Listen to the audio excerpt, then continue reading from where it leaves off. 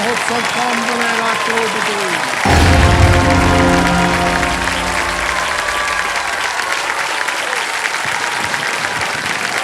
Thank you audience, बहुत बहुत धन्यवाद।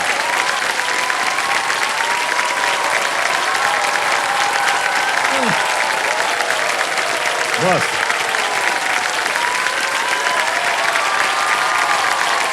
बस बस बस, बढ़ गई बढ़ गई बढ़ गई।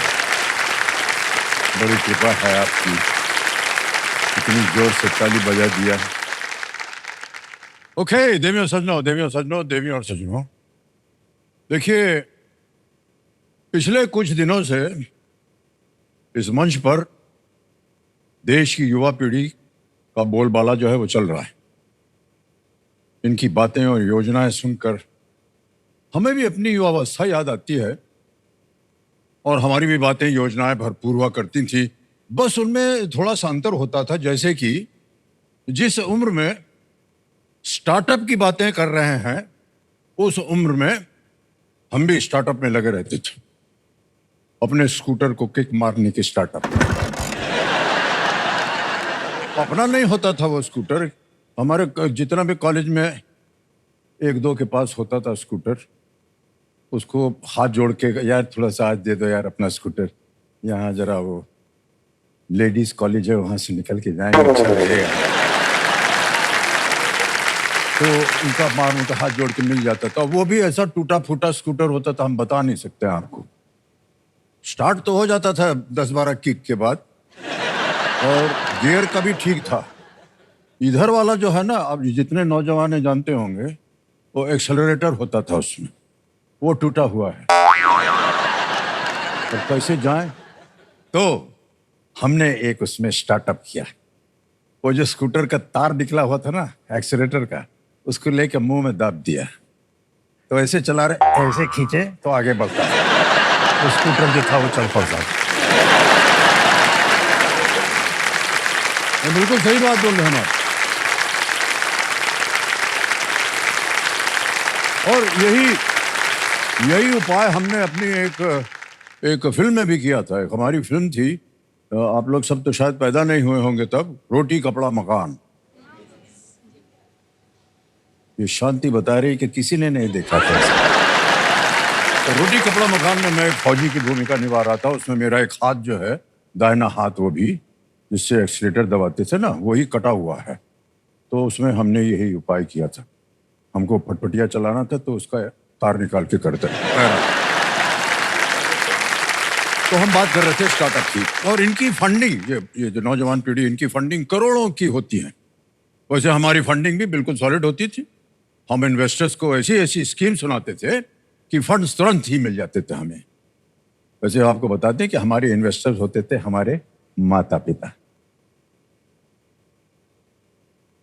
नहीं समझ में आया किसी को?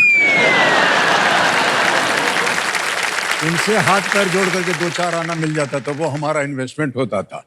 और ये ग्लोबल प्लेटफॉर्म में अपनी प्लानिंग बताते हैं, हम भी यही करते थे।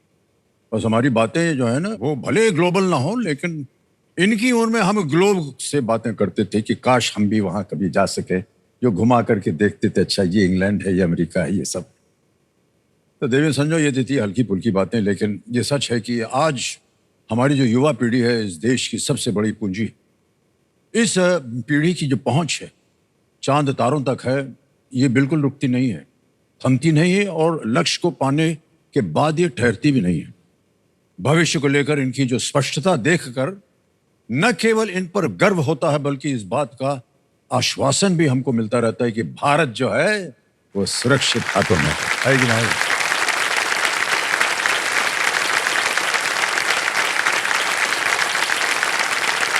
तो इंडिया 25 हमारे खेल के इस विशेष भाग में हमारे युवा खिलाड़ी जो हैं वो तैयार बैठे हैं, और हम भी तैयार बैठे हैं कब से इनके सामने फास्टेस्ट फिंगर फर्स्ट का सवाल रखने के लिए। तालियां बज जाए इनके लिए।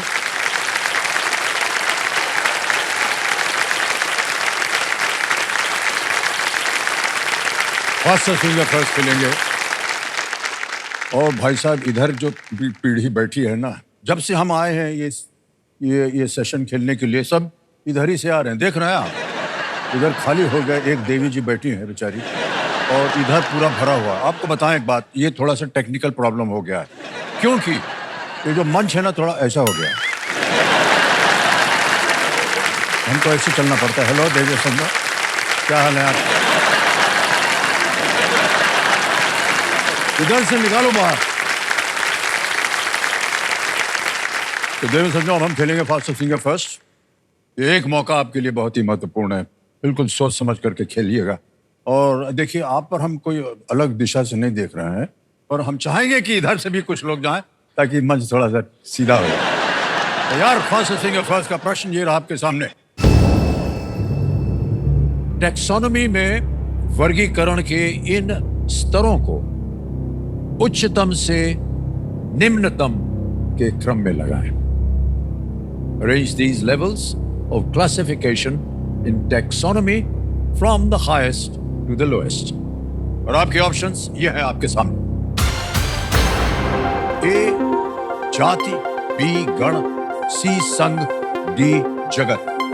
ए स्पीशीज, बी ऑर्डर, सी फाइलम, डी किंगडम। समय समाप्त हो गया। एक भी चीज समझ में नहीं आई हमारे, लेकिन फिर भी देखते हैं सही उत्तर क्या या क्रम क्या होना चाहिए। सबसे पहले आता है डी किंगडम, जगत। फिर आता है सी फाइलम, संघ। फिर आता है बी ऑर्डर, गण। और फिर अंत में ए स्पीशीज, जाति। यह है सही ऑर्डर। इस ऑर्डर में देखते हैं किन किन लोगों ने सही जवाब दिया। केवल दो ने, और सबसे कम समय, मानसी मेधा।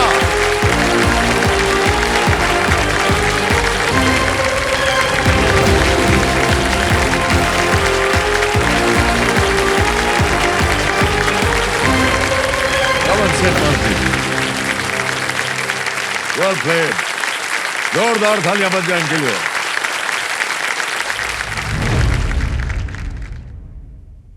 नमस्कार, मैं मानसी मेधा, IIM अहमदाबाद की 25 वर्षीय छात्रा।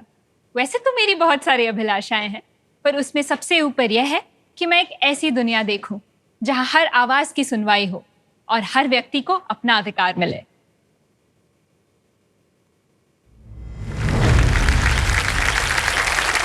बहुत बहुत बधाई आपको मानसी। आधी तो चीजें थी इसमें मानसी जी जो ऑप्शन में थी, और हमने जिंदगी में कभी सुना ही नहीं है। कैसे शब्द है ये टैक्सोनॉमी? सर, बायोलॉजी में जैसे जीव जंतुओं को क्लासिफाई करते हैं ना, तो उसमें प्रयोग होता है टैक्सोनॉमी का।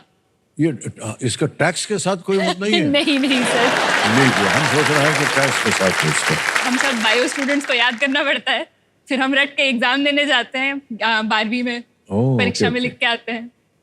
बहुत सारी बातें करनी पड़ेंगी आपसे मानसी जी।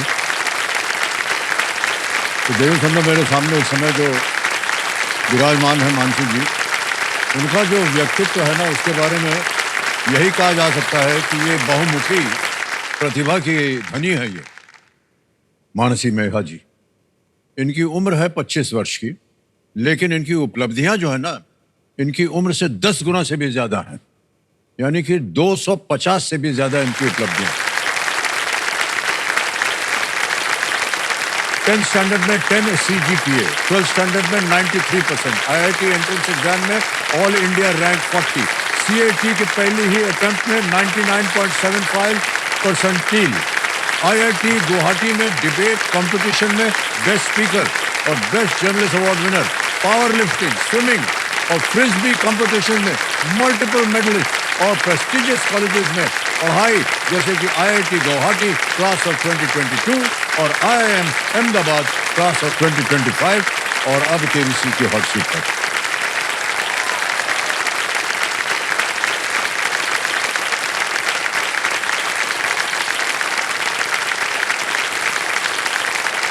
कुछ छोड़ा है आपने कि सब कुछ आप अपने आप को ग्रहण करना चाह रहे हैं?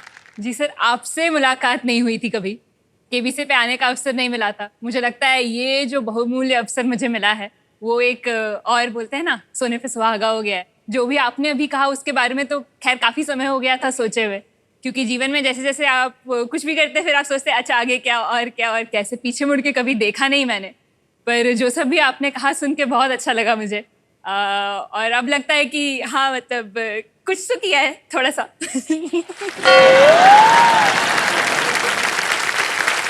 कुछ तो किया है थोड़ा सा। इतना कुछ किया है, ये थोड़ा सा है क्या? कुछ नहीं है, जान निकल जाए इतना कुछ करने में। ओके, इतना सब हम जब बोल रहे थे इनकी उपलब्धियों के बारे में तो बड़ा गर्व महसूस होता होगा आप दोनों को। बिल्कुल सर। Yes, sir. और ये विचित्र है एकदम। हाँ सर। मानसी जी, खेल के जो नियम है आपको पता होगा सब कुछ। 3 लाइफलाइन है कर देने के लिए। ऑडियंस 4 लाइफलाइन है, बहुत ही बुरी जनता बैठी है यहाँ पर। वीडियो कॉल अ फ्रेंड है और डबल। ऑलराइट, लेट्स प्ले कौन बनेगा करोड़पति।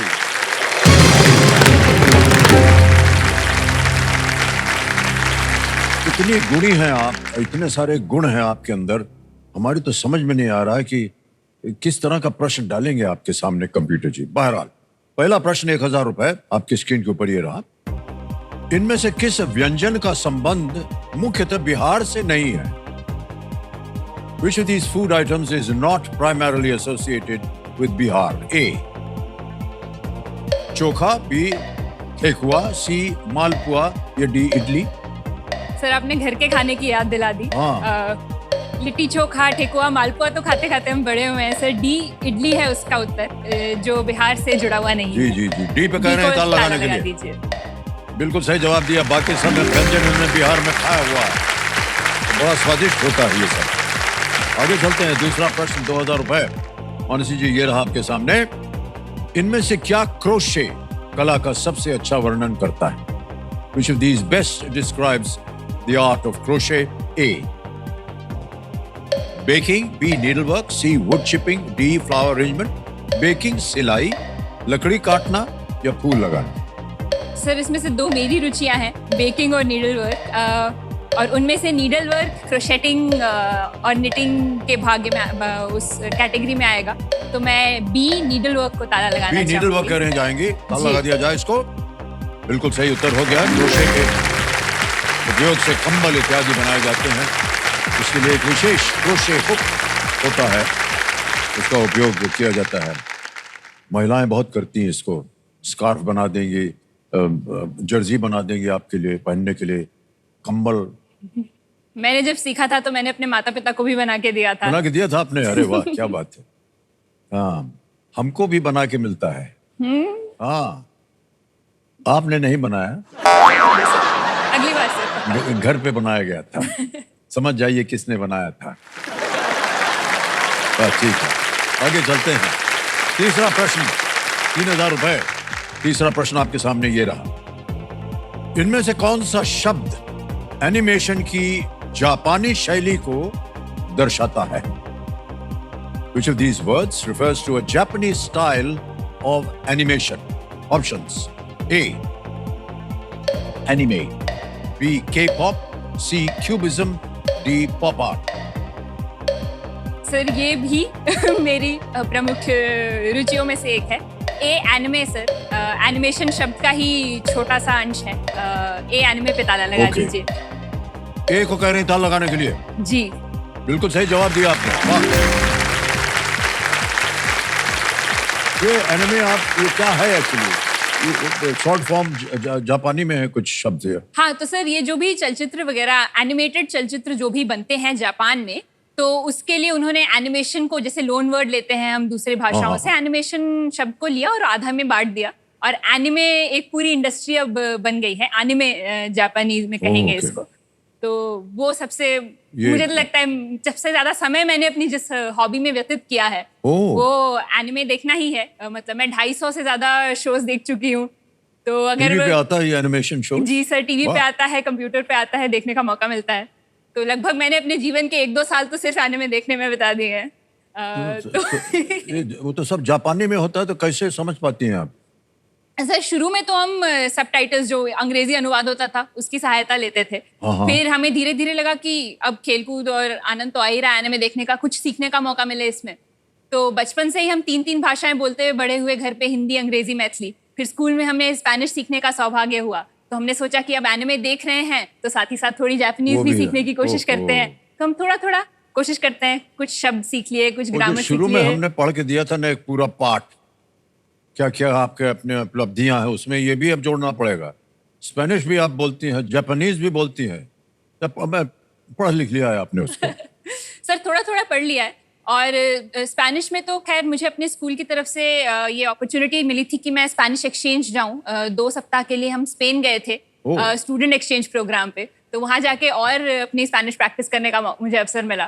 तो और सीख के जाना पड़ता है या वहां पहुंच के सीखना सर पड़ता है? सीख के मतलब हम अगर आप 9वीं 10वीं में स्पेनिश के एग्जाम दे रहे हैं बोर्ड वगैरह में जैसे, तो उसके साथ ही हमारे स्कूल ने बोला था कि हाँ आपको ये अवसर भी दिया जाएगा, तो वो हुआ। और अब हम प्रयास कर रहे हैं कि सब चीज़ों के सर्टिफिकेशन के साथ इंडियन साइन लैंग्वेज सीखने का भी प्रयास कर रहे हैं।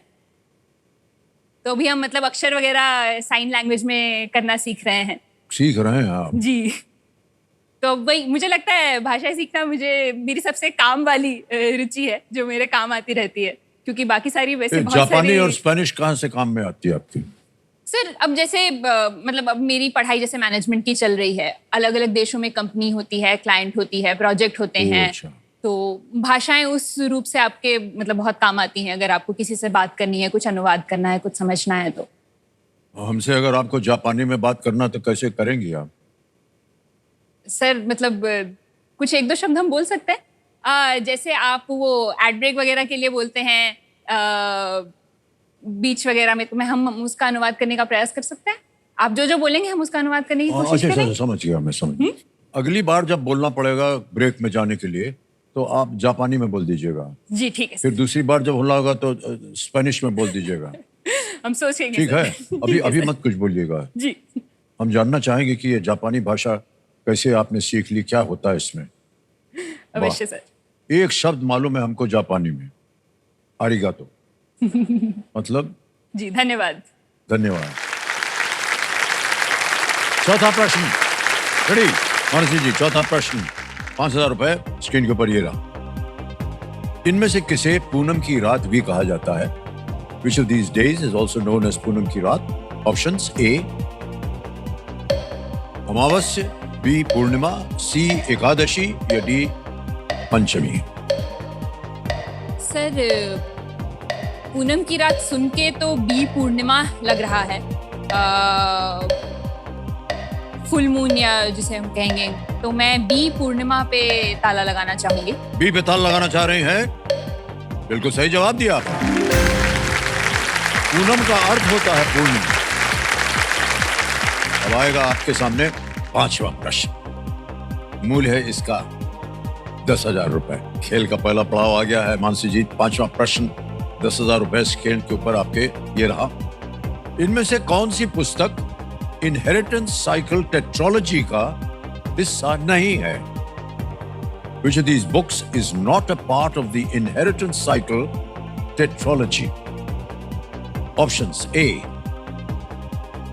Aragon, B Eldest, C Brissinger या D Prince Caspian।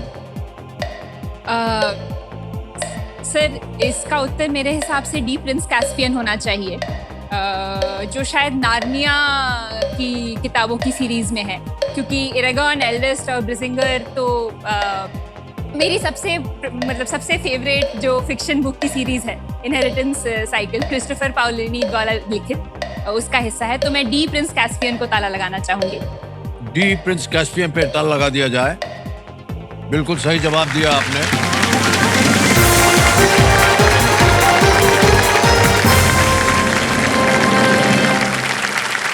उत्तर देने से पहले अभी जो आपने भूमिका बांधी है वो हमको एक भी शब्द उसका समझ में नहीं आया। आप हमको बताएंगे ये है क्या? जी सर। इनहेरिटेंस क्या था? इनहेरिटेंस साइकिल मतलब ये किताबों है का क्या है। ये?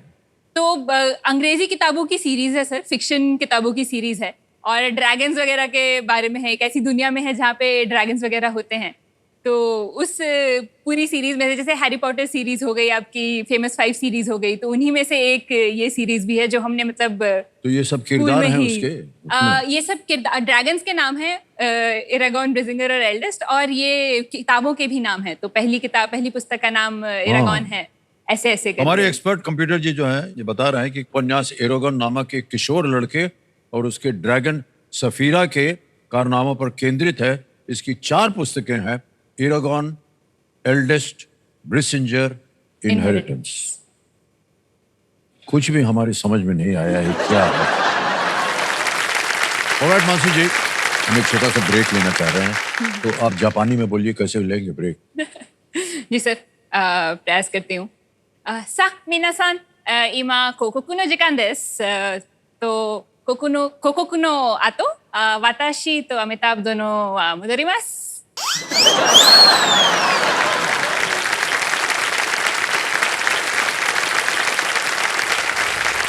आप ऐसा है देवी जी कि आप IIM अहमदाबाद में पढ़ रही हैं और हमारे कंप्यूटर जी बोल रहे हैं कि आपने एक वीलॉग जो है वो आपने एक बनाया है, तो हम हट जाइए, हम उसे देखना चाहेंगे। कंप्यूटर जी दिखाया जाए ये व्लॉग। हाय, मैं मानसी, मैं 25 वर्ष की हूँ और फिलहाल यहाँ पर हूँ, IIM अहमदाबाद। इस जगह का नाम तो आपने सुना ही होगा। आइए आज देख लेते हैं यहाँ मेरी दिनचर्या कैसी रहती है। IIM अहमदाबाद की कैंपस लाइफ, पढ़ाई, क्लासेस, खाना पीना, दोस्तों के साथ बहुत सारी बातें और एक बहुत ही खूबसूरत कैंपस में चलते रहना। ये है हमारा टनल, ओल्ड कैंपस से न्यू कैंपस पे जोड़ता हुआ। और ये है कैंपस का आप देख ही सकते हैं सबसे हैपनिंग एरिया, जहाँ पे सारी खाना पीना, मस्ती और बहुत सारी गॉसिप होती है। और ये है IIM अहमदाबाद की लाइब्रेरी। तस्वीरों में, इनफैक्ट मूवीज में, गानों में, हर जगह ये जितनी खूबसूरत लगती है, असलियत में ये उससे कई ज्यादा सुकून भरी है। IIM अहमदाबाद का अकेडमिक ब्लॉक और उसके बगल का स्पोर्ट्स कॉम्प्लेक्स। IIM के पूरे कैंपस में आपको और भी बहुत कुछ करने को मिले। हमारा स्विमिंग पूल एरिया, कोर्ट्स, चलिए वहाँ चलते। हम बैडमिंटन कोर्ट आ गए। वैसे तो मैं आज खेलने निकली नहीं हूँ, पर मैं शूज तो पहन के आई हूँ, तो चलिए एक दो राउंड खेल लेते हैं। तो हाँ, ये था हमारा दिन IIM अहमदाबाद, जहाँ पे पढ़ाई के साथ साथ हम बहुत सारी मस्ती, बहुत सारी बातें, बहुत सारा खाना पीना और बहुत सारी खेल कूद भी करते हैं। और यहाँ पे जो भी मैंने सीखा है उसके लिए मैं बहुत आभारी हूँ। Well done, मानसी, क्या बात है।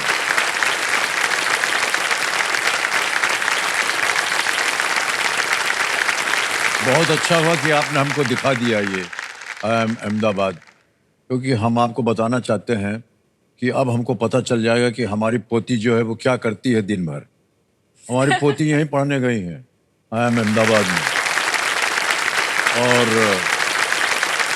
ऑनलाइन उनकी पढ़ाई थी, लेकिन शायद हफ्ता 10 दिन बीच में जाना पड़ता है। हर सत्र के शुरुआत में एक सप्ताह के लिए बुलाते हैं। वाह।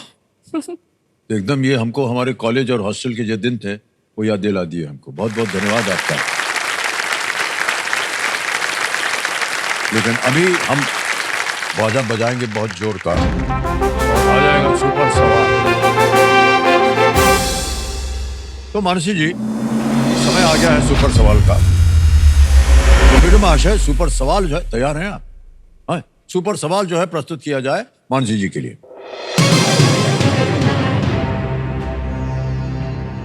एंडी जेसी किस कंपनी के CEO हैं जिसका मुख्यालय अमेरिका के सिएटल में है? Andy Jassy serves as the CEO of which company that is headquartered in Seattle in the US?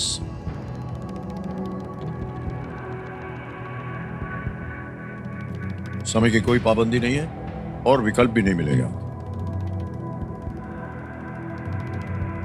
वैसे तो मुझे इसका कोई अंदाजा नहीं है, इनका नाम मैंने कभी सुना नहीं है, पर अगर मुझे सिएटल USA के बारे में बोलना हो तो या तो कोई टेक कंपनी होगी, कोई सोशल मीडिया कंपनी भी हो सकती है। क्योंकि मुझे कुछ पता नहीं है, मैं IBM अनुमान लगाना चाहूंगी। IBM जो एक टेक कंपनी। IBM कंपनी कह रहे हैं, इसको उतार लगा जाए, देखें सही होता है या नहीं। जी नहीं, ये गलत हो गया। Amazon कंपनी के ये CEO हैं एंडी जेसी। ओके, कोई बात नहीं, आपको सुपर शक्ति नहीं मिलेगी, लेकिन खेल आपका जो है वो जिंदा है अभी भी। और खेल में आगे बढ़ते हैं। छठा प्रश्न आएगा अब आपके सामने। 20,000 रुपए। छठा प्रश्न ये रहा। मंसी जी, ये एक आपको तस्वीर दिखाई जाएगी और ये प्रश्न इसी पर आधारित है। चित्र में दिख रहा झंडा किस महाद्वीप पर स्थित एक देश का है? This is the flag of a country located on which continent? तस्वीर दिखाई जाए।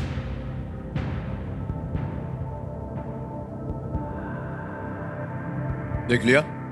ऑप्शन रखता हूं आपके सामने। A Europe, B South America, C Africa, D Asia. तो सर ये अगर मुझे सही याद आ रहा है तो ये स्पेन का झंडा होना चाहिए, Alright. जहां जाने का अवसर मुझे मिला था। तो ए यूरोप पे ताला लगा दीजिए। ए यूरोप पे कह रही था लगाने के लिए। बिल्कुल सही जवाब हो गया। ये स्पेन का झंडा। कोई भी उनके जैसे कि गेम्स वगैरह होते ना, फुटबॉल हो या स्पोर्ट्स जर्सी वगैरह वगैरह हो, में भी। हमेशा वो इसी इन्हीं रंगों के साथ खेलते हैं। ऑलराइट, अब आ गया सातवां प्रश्न। 40,000 रुपए। रेडी मानसी? जी। सातवां प्रश्न 40,000 रुपए स्क्रीन के ऊपर ये रहा। कौन सा शहर जहां एक ज्योतिर्लिंग है शिप्रा नदी के तट पर स्थित है? Which city home to a Jyotirling is located on the banks of the Shipra River? A. Sri Sailam, B. Ujjain, C. Rameshwaram या D. वाराणसी? सर इसका वाराणसी तो गंगा नदी के तट पे है और रामेश्वरम चेन्नई में है, इंडियन ओशन के पास। उज्जैन और श्रीशैलम में मुझे नहीं पता है। मैं लाइफलाइन लेना चाहूंगी शांत सर। हो जाइए, ठीक ठीक जी। लाइफलाइन लेंगे। कौन सी? सर ऑडियंस पोल लेना ऑडियंस चाहूंगी पोल मैं। लेना चाह रहे हैं, इसको अंकित कर दिया जाए। और ये आ गई आपकी ऑडियंस एक बार फिर से, और आपका समय शुरू होता है अब।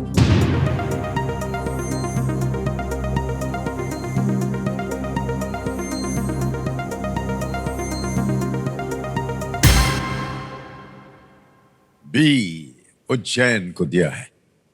78% जनता ने कहा है। क्या कीजिएगा? सर बिल्कुल जनता के जनता साथ के जाएंगे? साथ जाना चाहूंगी। Alright. बी उज्जैन। बी कह रहे हैं, बी पे ताला लगाने के लिए कह रहे हैं। बिल्कुल, well played audience is the right answer.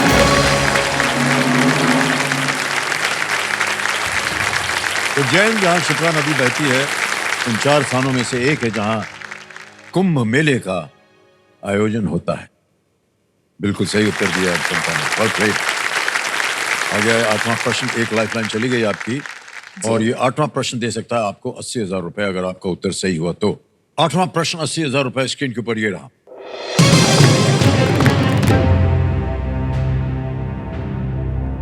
किस अभिनेता की बहन ने the perils of being moderately famous पुस्तक लिखी है? Which actor's sister is the author of the perils of being moderately famous? Option सुनिए। A Hrithik Roshan, B Ranbir Kapoor, C Sunny Deol, D Saif Ali Khan.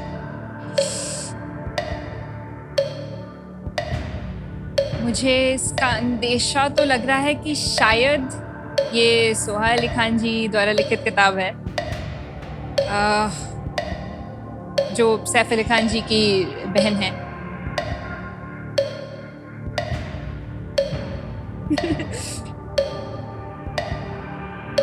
कर देते हैं सर। मुझे लग रहा है कि ये उनकी किताब है, क्योंकि वो मतलब विलायत से जल्दी पढ़ के बोलिए, भी आई टाइम थी। निकला हाँ जा सर, रहा है। Sir D D D? D Saif Ali Khan को लॉक कर दीजिए। डी सैफ अली खान। डी पे ताला लगाने के लिए कह रही हैं।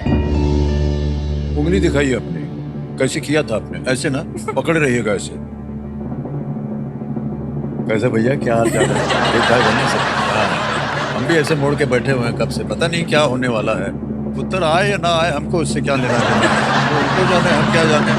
सही जवाब। सैफ अली खान की बहन सोहा अली खान ने प्रसिद्धि की समस्याओं और इससे निपटने की तरीके जो हैं उनकी चर्चा करने के लिए ये एक आत्मकथा लिखी उन्होंने। और इतनी कम उम्र में उन्होंने अपनी एक आत्मकथा लिख दी। माता जी के आपसे हम बात करना चाहेंगे। Yes sir. आपकी बेटी ने इतना कुछ प्राप्त कर लिया है जीवन में, आपने इनके जो यात्रा है वो देखी हुई है और आपका आशीर्वाद भी रहा होगा इनके साथ, कैसे संभव कर पाई ये? सर पता नहीं, माँ सरस्वती की कृपा होगी। जब ये पहली बार प्ले स्कूल में गई थी और जब मैं 12 बजे इसको रिसीव करने गई स्कूल से, तो कई बच्चे रोते हुए आ रहे थे या मम्मी पापा को देख के चीखने चिल्लाने लगे एज इफ जेल से छूट के आ रहे हैं। जी। बट ये बड़ी संभलते हुए गले में अपना वाटर बॉटल लटकाए हुए संभलते संभलते नीचे उतरी। और इनकी प्रिंसिपल मिसेस बैनर्जी ने मुझसे कहा कि Mrs Medha very blessed to have a daughter like her. और क्या बात है। तब से आज तक सर 12th तक जितने भी पीटीएम मैंने अटेंड किया है, हर बार मैं आंखों में आंसू लेकर ही आती हूँ।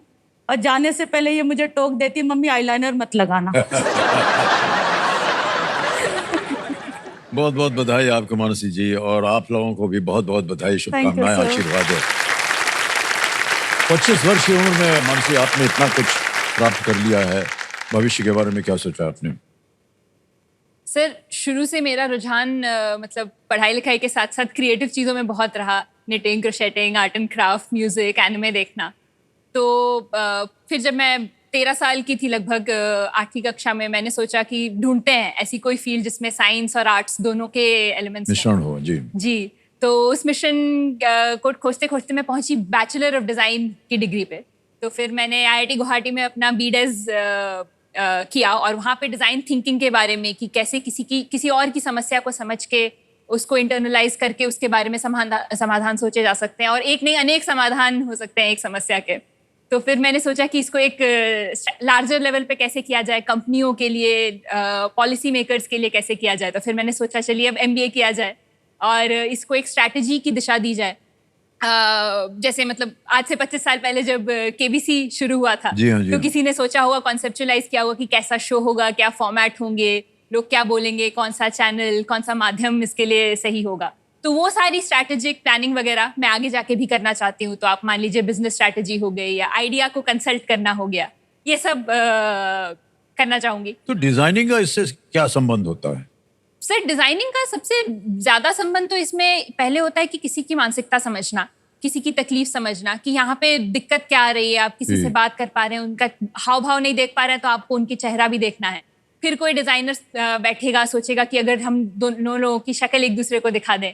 फिर कोई कोडर उस पर बैठेगा और वो कोडिंग करके देगा उस चीज के लिए। तो उस सब की जो शुरुआत होती है, जो आइडिया या कॉन्सेप्ट बन के आता है, मुझे लगता है उसकी शुरुआत जैसे कि कोई भी डिजाइन अगर बना, उससे उस कंपनी के बारे में या वो जो व्यवसाय कर रहे हैं उसके बारे में, उस डिजाइन को देख करके आपका संबंध उससे लग जाए। जी यही है ना? बिल्कुल सर।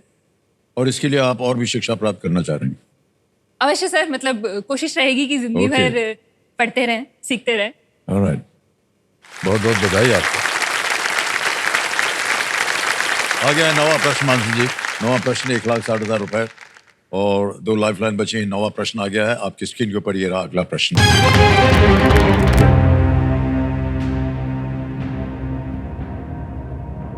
उदारीकरण बजट का तात्पर्य भारत के किस वित्त मंत्री द्वारा प्रस्तुत केंद्रीय बजट से है? The liberalization budget refers to the union budget presented by which Finance Minister of India? A. Shri Yashwant Sinha. B. Dr. Manmohan Singh. C. Shri Pranab Mukherjee. D. Shri Rajiv Gandhi. The liberalization budget. Sir तो liberalisation जहाँ तक मुझे याद है 1991 में मतलब हुआ था, और उस समय हमारे वित्त मंत्री थे डॉक्टर मनमोहन सिंह, जो बाद में जाके हमारे प्रधानमंत्री भी बने हैं। तो मैं B डॉक्टर मनमोहन सिंह पे ताला लगाना चाहूँगी, अगर मुझे सही याद आ रहा है। उंगलियां मोड़ मार के कह रही हैं B doctor Manmohan Singh. B पे ताला लगाया जाए। बिल्कुल सही जवाब निकला आपका। वाह।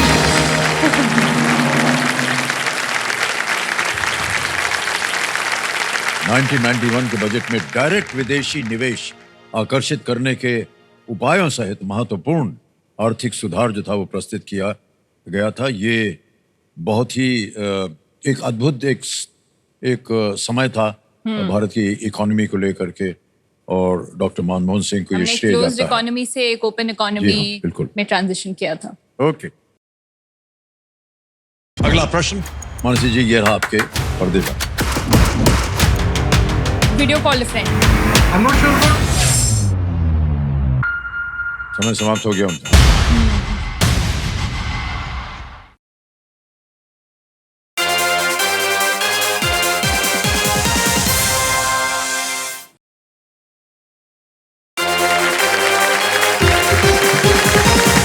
वेलकम बैक टू कौन बनेगा करोड़पति। 25 वर्ष मनाए जा रहे हैं। बहुत बहुत धन्यवाद आप सभी का। 10वां प्रश्न आ रहा है और यहाँ पर जैसा कि आप जानती होंगी एक चेतावनी आपको दी जाती है कि मौका अमूल्य है, ये इसे संभल कर आपको निभाना पड़ेगा क्योंकि ये दूसरा मौका नहीं मिलेगा आपको। 10वां प्रश्न 3,20,000 रुपए। मानसी जी, ये रहा आपके पर्दे पर।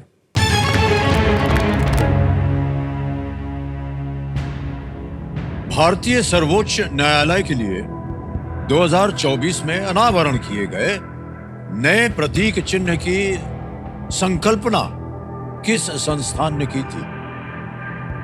Which institute conceptualized the new insignia of the Supreme Court of India that was unveiled in the year 2024? Option देखिए। A, NIFT Delhi, B, NID Ahmedabad, C, Sir JJ School of Art Mumbai, या D, IGNOU Delhi? Sir इसमें supreme court of India का fashion technology का institute है, IGNOU open university है जिसमें बहुत courses होते हैं। NID अहमदाबाद और JJ school of art Mumbai के बीच में मैं कंफ्यूज्ड हूँ, पर निफ्ट भी हो सकता है। सर मैं लाइफलाइन लेना चाहूंगी। हैं? लाइफलाइन लेना लाइफलाइन चाहूंगी शांत सर हो मैं। जाइए, टिक टिक जी। 20 सेकंड बचे हैं जी, और सर। 2 लाइफलाइन बची हैं, वीडियो कॉल अ फ्रेंड और double dip. Sir video call friend. Video call a friend की लाइफलाइन अंकित कर दी जाए। आपने कुछ नाम दिए थे जिनसे आप बात करना चाह रही थी, ये है वो नाम। सिद्धार्थ हैं, रेवंत, दुर्लापति हैं और अनुन्य राजहंस। सर राजहंस। रेवंत को कॉल लगा दीजिए। किनको? दूसरे नंबर पे जो है रेवंत त्रिपाठी। इनको लगाया जाए वीडियो कॉल। ये आपके रिश्ते में है या मित्र है? जी सर, IIT गुवाहाटी में हम दोनों ने बी डिजाइन साथ में किया था, तो मुझे लगता है ये डिजाइन का क्वेश्चन है। तो रेवंत जी, प्रणाम करता हूँ आपको। अमिताभ बच्चन बोल रहा हूँ, कौन बनेगा करोड़पति से। Hello, hi. Hey, Ji. I am fine, thank you. मेरे सामने मानसी बैठी हैं हॉट सीट पे और आपसे एक प्रश्न का उत्तर मांग रही हैं। अगली आवाज है मानसी जी की, और मानसी आपका समय शुरू होता है। आप so which institute conceptualized the new insignia of the Supreme Court of India, which was unveiled in 2024? The new insignia of the Supreme Court of India unveiled in 2024. NIFT Delhi, NID Ahmedabad, Sir JJ School of Art Mumbai, and IGNOU Delhi.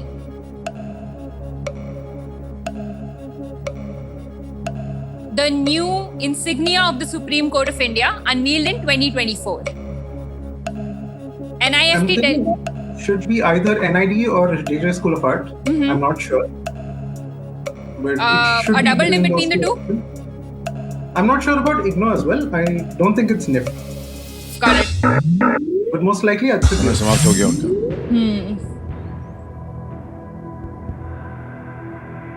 देखिए, बहुत ही पेचीदा जगह पर हैं आप। वो तो है सर। कुछ सही जगह से उत्तर नहीं मिल रहा और आपके मन में भी कुछ ऊपर जैसे समय निकलता जा रहा है। आप वही चाहें तो है आप सर, क्विट दो कर सकते उत्तरों हैं। के बीच में वहाँ पर 2 मैं- अगर गलत हो गए तो फिर आप हार जाएंगे, नीचे सही आ बात है जाएंगे। सर। क्विट कर सकती हैं आप। जी जी सर, यहाँ हाँ? समाप्त करते हैं, खेल समाप्त करते हैं। बंद करें। जी सर। You'll quit? Okay. जी सर। हे भगवान, 2 सेकंड बचे थे। कमेटी महाशय, मानसी जी ने निर्णय लिया है कि वो क्विट करेंगी। 1,60,000 रुपए आप जीते हैं, तालियां बज जाए इनके लिए।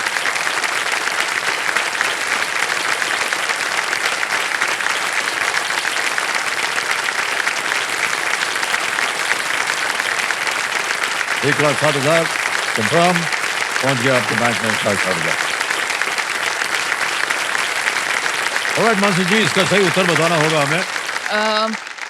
Sir NID Ahmedabad.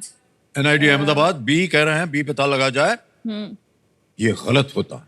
सही उत्तर है NIFT इन दिल्ली।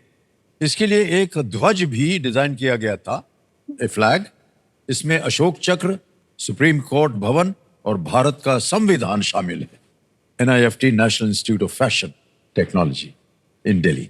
बहुत बहुत बधाई आपको मानसी जी, आपसे बात करके इतनी सारी उपलब्धियां आपके पास, अच्छा लगा हमें। Big hand for Mansi, thank you so much. All the very best.